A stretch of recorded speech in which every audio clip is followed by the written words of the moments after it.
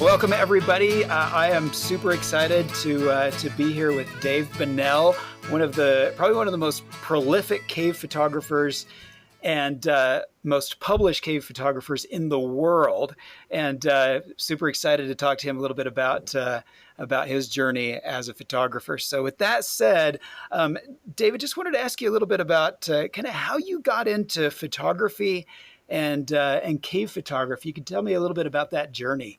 Well, I started with photography probably in like seventh grade, and so I was doing my own darkroom work in like junior high school, and didn't get into caving until I was in college. But I was already into photography, and I carried a camera into the first cave I went into. In fact, I still have the black and white pictures from that trip. How'd they turn out? I mean, pretty good. They were just single flash, probably on camera flash, but they did the job, to show the outing club what the caves were like. And the caves were pretty mediocre. They were muddy and crawly, so there wasn't much to show anyway, except the people having a good time. They served that function. So how did you start getting like a little more serious about cave photography? I mean, what happened there? Probably just more from caving with a lot of different people and seeing what other people were doing with photography. I think I muddled along for many years with just single flash or maybe two flashes. But it took a long time before I really got a system with, slave units and such. And I'd say one of the big influences on me was at the, the 81 International Congress that was held here in Kentucky. And the French came over, the Philippe Crochet and his crew. And yeah. And his work had a really big impact on me. All his use of backlighting and the idea of having people dress up in bright colors and trying to get them in action poses. And I actually took him caving for several days afterward and saw his team in action. They were just like clockwork. Each member of his team carried their own gear, flash gear, and they just spread out in a room and were already ready to go when he was ready to shoot the picture. Wow, that's awesome. So at that point, did you, was it were you self-taught at that point, or were there other photographers out there that you started hanging out with? Like, was there a group or something? I mean, what happened at that point? Well, another person that was influential that I went on a bunch of trips with was Rick Day. And we went to, he was well known for his stuff in Arizona, predominantly Arizona. So he had a big influence on me too, the idea of trying to light up bigger areas and more of the picture too. I mean, he's actually was accused over the years of lighting things up too well, postcard shots as they called them. But I'm actually a fan of trying to light things up too. So when did you what led to the point where you started selling your work, getting published, that sort of thing? What happened there? Well, I think I can pretty much remember my first sale because I had gone to Golondrinas in when was it? In about 1978. I went, and it was when the sunbeams were coming down into the pit in midsummer, and most people didn't go to the cave at that time because it's just too damn hot, and it was still like a 12-kilometer hike to get to it. But then Michel Sief, the French caver, was producing a book on just caves around the world, and he saw my work at the photo salon there and was interested in getting them. And so I remember I brought some slides for him to borrow, and he finally did publish them, but it took me years to get them back. So that was a valuable lesson. That's great. And you've published quite a bit since that time, I bet. Yeah, I mean, I've had pretty good success over the years with placement in magazines and books, and uh, especially textbooks and children's books seem to have been a big market for my stuff. Yeah, well, you've got the website. What's your website called again? That where you post a lot of that stuff? Well, I have the virtual cave, which Yeah, is that's it. an online guide to cave formations. And actually, is now also a new NSS book. Oh, really? Yeah, it's actually on a slow boat from China coming over here, but it's 176 color pages, and it's basically the solution caves portion of the virtual cave. So the text is lifted from there, but there's far more pictures in the book.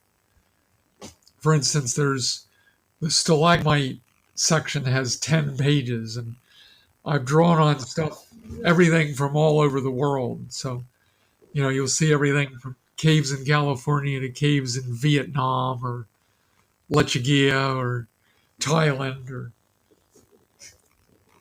so whatever I had to my emphasis was not only on showing what's, examples of things, but usually just the most stunning examples I could find.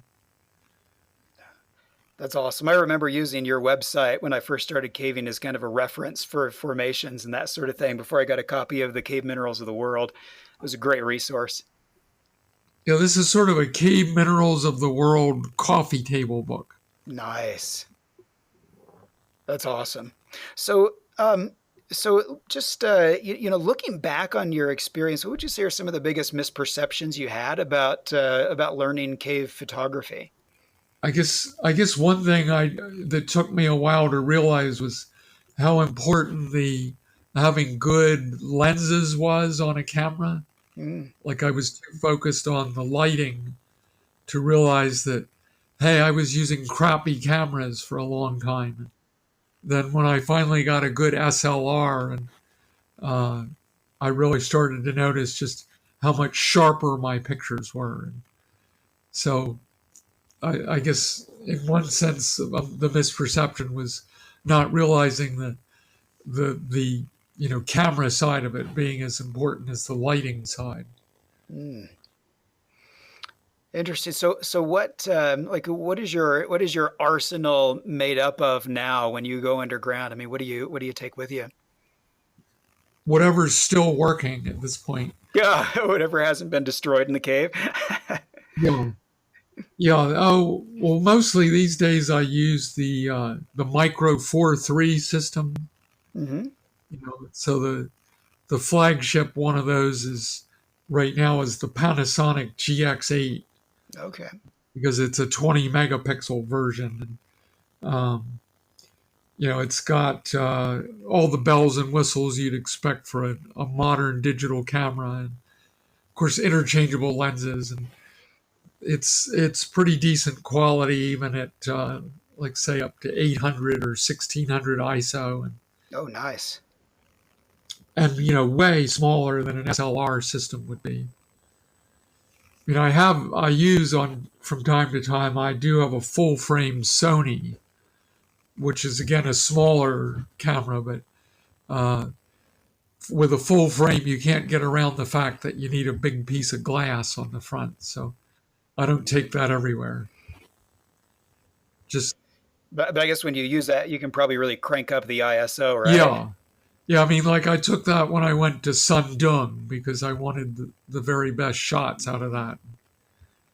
So I did do a lot of pictures there with that one, and a lot of stuff at like 800, and that was all LED lighting, so a lot of it was long exposures. Wow. LED lighting. Yeah, that's. I mean, for years I didn't give two. I had played with that, but didn't wasn't that enamored of it because of the issues with color temperature. Yeah. But in Sundong, they had these huge uh, LED lights, actually more powerful than huge, that National Geographic had made for their filming. So we were able to use those for photography there. Okay. Now, so what sort of lights do you typically use? I mean, I'm assuming you probably don't use LEDs all the time, right? I mean, was that No, that's unusual. Usually I just use strobes, and usually they're a hodgepodge of strobes, whatever I can get used on eBay. But mostly they're like um, sun pack strobes. They're somewhat smaller than the Vivitars. okay? Or I use the 283 Vivitars. And then I'll use radio slaves, the Flashwave 3 system, Mm. which is a lot. They're really sensitive, but they're a lot cheaper than the Pocket Wizards. Oh yeah. Those Vivitars are kind of hard to find nowadays, right? Yeah, I mean, just about all the stuff I buy is used, so I barely look at the new stuff anymore, other than like say the Chinese ones, the Yangnuos. Oh yeah, yeah. I've got one of those. They don't hold up well to water, though. Mm. I've lost a few of those. So you did some recent work in Thailand.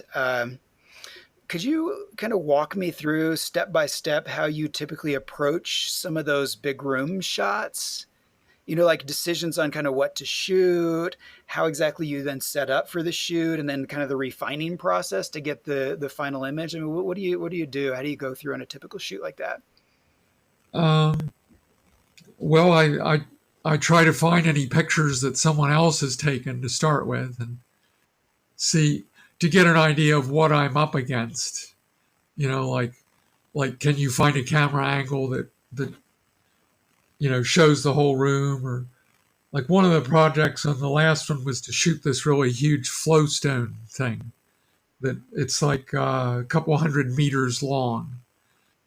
So I asked around, who'd taken pictures of it, and I was told by some of the guides that uh, it was impossible to shoot the whole thing. And Mm. so I thought that Sounds was like a challenge. right. I always like hearing that. It's really difficult to photograph. So, in fact, that's what I'm going to do at my photography session talk this year, Mm. is just how to set that up.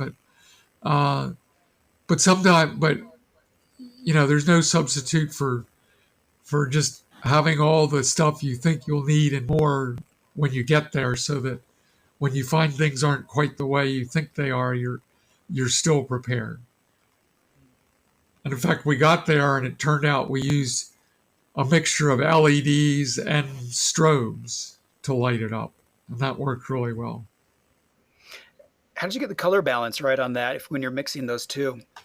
Well, it turns out the LEDs that the cave lodge people had a switch that said 5600K or 3800K.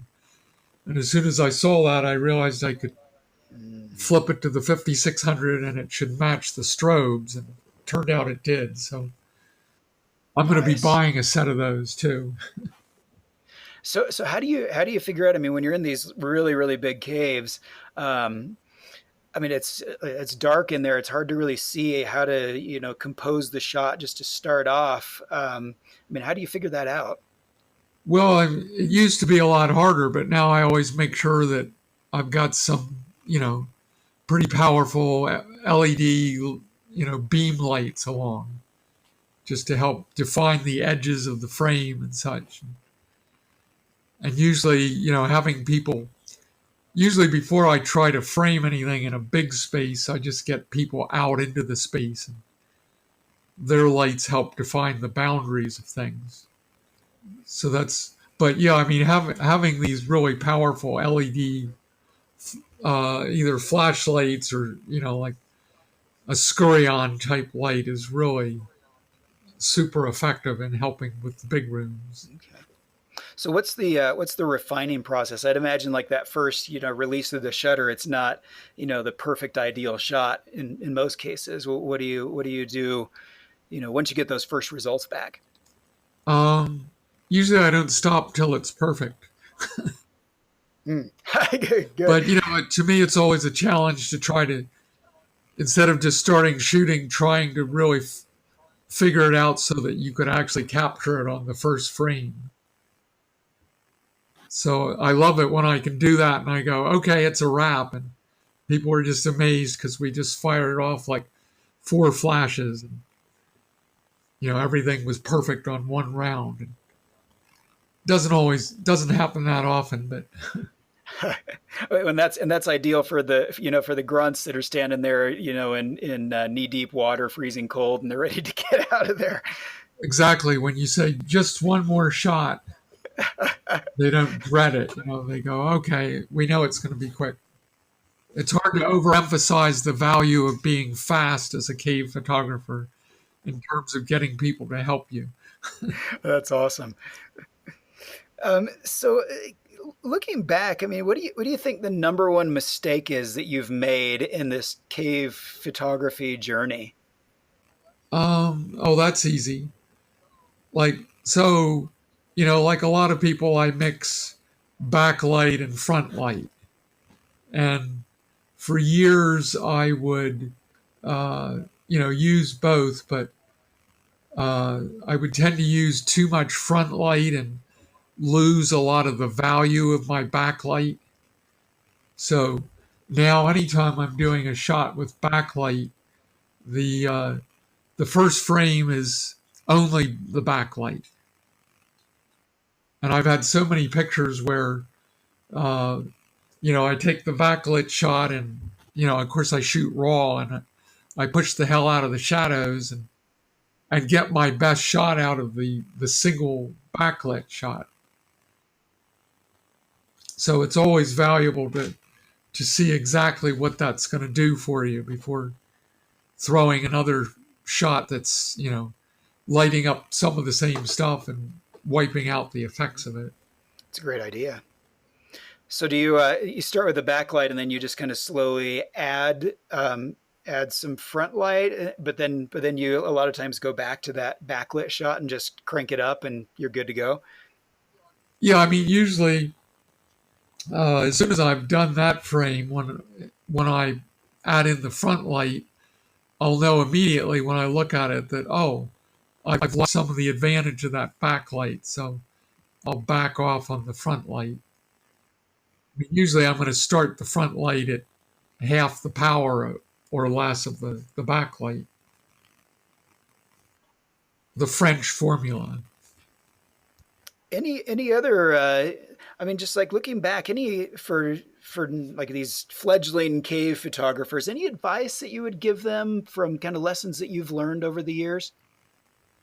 Um, well, the thing is with digital, it's it's hard to understand when somebody comes out of the cave with a shot that's burned out. I mean, a lot of times, something might be dark, and that's because you just don't have enough flash power. But I see a lot of people that have shots where, big areas are too bright. And it's like, well, why don't you just shoot it again and dial that back, or the same thing with too dark. I mean, in a lot of cases, it's just a matter of not taking the time to redo it. So the other thing I'd suggest is if you're looking at a picture on a small screen, you always blow it up and look at it in detail. Because for one thing, things can look very sharp on that little screen, and you blow them up and find out, oh, this picture isn't sharp at all, or the part I'm interested in isn't sharp. So yeah, I mean, if I'd had a digital camera when I started cave photography, I'd have been, 10 years ahead of the game. Yeah, yeah. I started with film too, and I mean, you take a shot and then you go out, you get it developed, and you wait for a few days, and you get it back and realize it didn't turn out, and then you got to like self-reflect and go all the way back and try it again. That really slows things down. Yeah, I mean, as it is that, I think because of digital now, back in the day, there were, just a handful of noted cave photographers. But I mean, now I could reel off a list of several dozen really good cave photographers that I know, and I think digital has been a huge part of that. So, how do you see cave photography evolving over the next decade or so? I mean, we got a lot of good photographers out there, like you say, with the digital era. What do you think that's going to look like, in 10 years?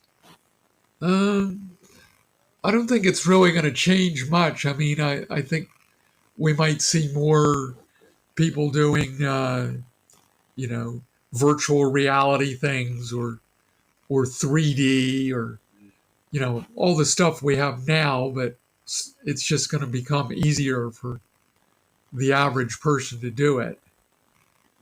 So I think that's the main thing we're going to see is just more diversity of media, more people shooting video clips too, because it's so easy to do that now. And of course, the lights are getting better. I think we're going to see a lot more versatility in using LED lights. That flashes could even become a thing of the past. That'd be crazy if down the road, I mean, LEDs get bright enough that you could do flash style photography and even switch over to video and have the quality that you get with a still in video underground. Yeah, I mean, you can already do a 4K video, so that's a pretty high resolution still, and we already have 8K video that's been, it's invented, and there are devices for it. That's already approaching the upper limits of what a lot of cameras are today on a frame by frame basis. So yeah, I think we're going to see all that kind of stuff, and maybe we'll see more of these fancy techniques like on the fly focus stacking and such. That's a pretty exciting development. That some of those there's cameras that can do that in camera now. I guess even with all those, like it still is going to boil down to a few basic skills that photographers are going to need to have just to be able to control light and composition like that. It seems like no matter how much the technology evolves, there's still going to be some underlying components that people are going to need to figure out to walk away with great shots. Yeah, I mean there's no substitute for knowing the basics of f-stops. And I mean, when you think about it, cave photography is actually simpler because it's really f-stops that are an issue, and shutter speed rarely enters into it. Yeah, it's true. Other True. than, again, with LED shots, then all of a sudden it starts to become something that you can play with and get nice water effects and such. Cool. Well, any final parting thoughts you have that you'd share, with your many years of experience shooting underground? Uh, just don't be discouraged when you start off. In fact, there's also a lot to be said for if you have a cave that's nearby that you can visit solo, like I do, to practice things. You can learn a lot by just setting up your own shots and having unlimited time to work with your camera and flashes, and then that helps develop the speed that you need to get people to want to work with you. Yeah, and that is really critical, isn't it? Like, I mean, to just get out there and shoot solo. I mean, you can only go so far by yourself. Right. And the other general recommendation I make to anyone is when people help you with your shots, be generous. Like I give people that help me, I give them access to the full size pictures without copyright stamps on them.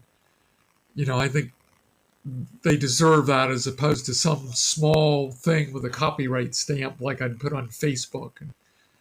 So it's important to not only reward people with the pictures, but to do it quickly too. Like uh, give them in my case, I give them a link where they can download everything. So that helps in getting people to come back and help you again. Well, Dave, I appreciate you taking the time to talk with me and share some of your experience and knowledge on the subject. Anybody who's interested in checking out more of your work, where should they go? Well, the virtual cave website, it's now completely mirrored onto the NSS website. So you can find a link to it down under Caving 101. So that's where I'm most of the time I'm updating pages on that as I get better pictures and stuff. Or pictures of things I never had before, like spathites was one of the recent additions in the last year or so. Very cool. All right, Dave. Well, again, thanks a lot, and yeah, I guess so. For those who are listening to this podcast, I mean, there's a lot more stuff in the course for you to check out, and step it up a notch on your photography, and hopefully this interview with Dave will serve you well as you learn some of the concepts in this course. All right, thanks again, Dave, and we will hopefully be seeing you soon. All right, take care. Wake up!